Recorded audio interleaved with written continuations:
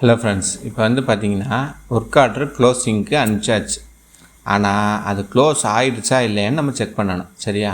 அதுக்கு இந்த ரிப்போர்ட்டை எப்படி செக் பண்ணுறது அப்படின்னு சொல்லி நம்ம பார்க்க போகிறோம். இதுக்கு வந்து பார்த்திங்கன்னா ZPSCSWO_ ரிப்போர்ட்டுன்ற இந்த டீ கோடை யூஸ் பண்ணணும். ஓகேவா? இது இப்போ டபுள் கிளிக் கொடுத்துருங்க. கொடுத்துட்டு இந்த ப்ராஃபிட் சென்டர் வந்து பார்த்திங்கன்னா 225 கொடுத்துட்டு இங்கே இந்த WBS காஸ்ட் சென்டர் இருக்குல்ல, இந்த இடத்துல நீங்கள் எந்த இயருக்கு பார்க்கணுமோ அந்த இயருக்கு மட்டும், ஒரு இயருக்குன்னா அதை மட்டும் கொடுத்துங்க. சப்போஸ் மல்டிப்ளாக நான் மொத்தமாக பார்க்கணுன்னு நினச்சேன்னா இந்த மஞ்சள் கலர் அம்புக்குறியை கிளிக் பண்ணுங்கள். கிளிக் பண்ணிவிட்டு என்ன நீங்கள் முன்னாடியே டைப் பண்ணி வச்சுக்கோங்க. ஓகேவா? என்னென்ன அப்படின்னு. இப்போ இதை ஃபுல்லாத்தையும் காப்பி பண்ணி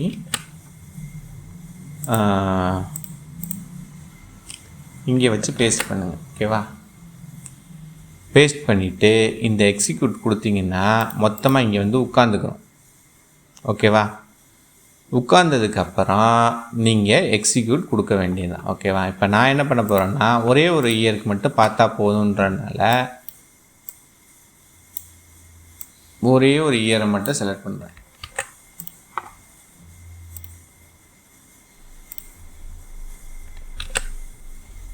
கொடுத்துட்டு எக்ஸிக்யூட் கொடுத்துட்டோம்னா அந்த பேர், அந்த ஒர்க் ஆர்டர் நம்பரு, அது க்ளோஸ் ஆகிடுச்சா, என்ன ஸ்டேட்டஸில் இருக்குது எல்லாமே வந்துடும். ஓகேவா?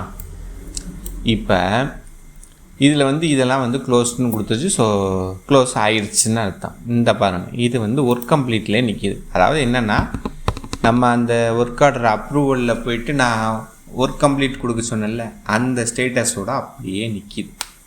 இப்போ ஆஃபீஸில் கவுண்டர் சைன் கொடுத்தாங்கன்னா தான் இது வந்து அங்கே போகும். ஓகேவா? இப்போ இந்த ஸ்டேட்டஸ் என்னென்ன அப்படின்றத நான் சொல்லிடுறேன். அதை வச்சு நீங்கள் தெளிவாக பார்த்துக்கலாம். ஓகேவா? இது வந்து பார்த்திங்கன்னா இங்கே இருக்குது. ஒர்க் ஆர்டர் க்ரியேட்டட்னு மட்டும் போட்டுருந்துச்சுன்னா நம்ம க்ரியேட் பண்ணதோட அப்படியே இருக்குதுன்னு அர்த்தம். பெண்டிங் ஃபார் சப்மிஷன்னா நாட் அப்ளைடு, ஒர்க் ஆர்டர் வந்து நீங்கள் அப்ளை பண்ணலைன்னு அர்த்தம். இதே இது சப்மிட்டட் ஃபார் அப்ரூவல்னா அப்ரூவலுக்காக சப்மிட்டடில் நிற்கிது அப்படின்னு அர்த்தம். என்ன?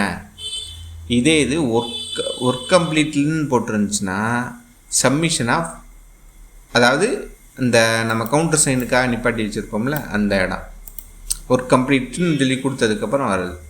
சப்மிட்டட் ஃபார் ஃபைனல் க்ளோஸ்னால் சப்மிட்டட் ஃபார் ஃபைனல் க்ளோஸ்னால் அவங்க வந்து கவுண்டர் சைன் கொடுத்துட்டாங்கன்னு அர்த்தம். சப்மிட்டட் ஃபார் கேபிட்டலைசேஷன் இருக்கா, சப்மிட்டட் ஃபார் ஃபைனல் க்ளோஸ். ஓகேவா? ஃபைனல் க்ளோஸ் கொடுத்துட்டாங்க. சப்மிட்டட் ஃபார் கேபிட்டலைசேஷன்னா அவங்க ஐடி விங்குக்கு ஃபார்வர்ட் பண்ணிட்டாங்க அப்படின்னு சொல்லி அர்த்தம். ஓகேவா?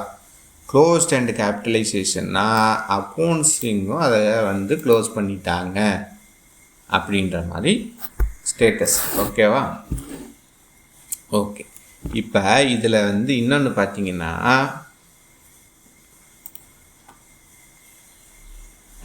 இதில் வந்து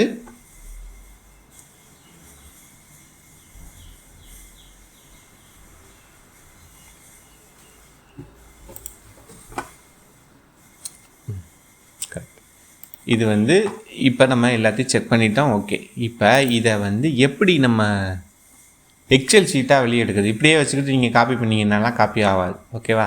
அதுக்கு இந்த இருக்குல்ல மைக்ரோசாஃப்ட் எக்ஸல், இதை கிளிக் பண்ணுங்கள். சரியா? கிளிக் பண்ணி இந்த மாதிரி சுற்றிக்கிட்டு இருக்கோம். என்னடா அப்படி சுற்றிக்கிட்டே இருக்குன்னு பார்த்தீங்கன்னா ஓப்பன் ஆகிருக்கு. டேப்பை பூரா ஓப்பன் பண்ணி பாருங்கள்.